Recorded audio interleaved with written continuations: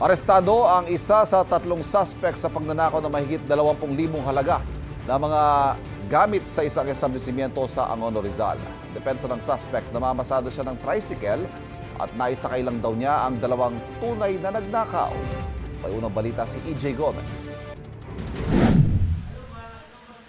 Sa selda ang bagsak ng 25 anyos na lalaki sa Angono, Rizal matapos magnakaw umano sa isang establishmento noong Sabado. Isa siya sa tatlong sospek sa panloloob sa isang microfinance company sa Barangay San Isidro ayon sa pulisya. Umaga nitong Lunes nang madiskubre ng mga tauhan ng kumpanya na nilooban na ang establishmento.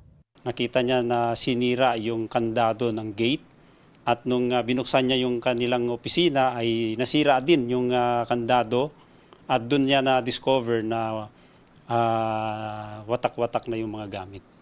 Kabilang sa mga natangay ang isang TV, mga system unit ng computer at router.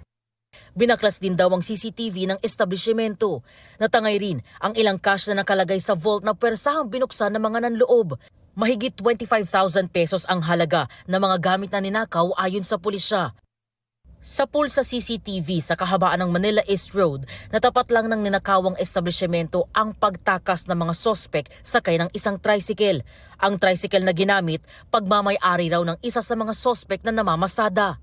Nung nag-follow up operation yung ating Angono Police, ay nakita nila dun sa pilahan ng tricycle dahil tricycle driver itong suspect at isinumbong siya mismo ng kapwa niya tricycle driver dun sa area.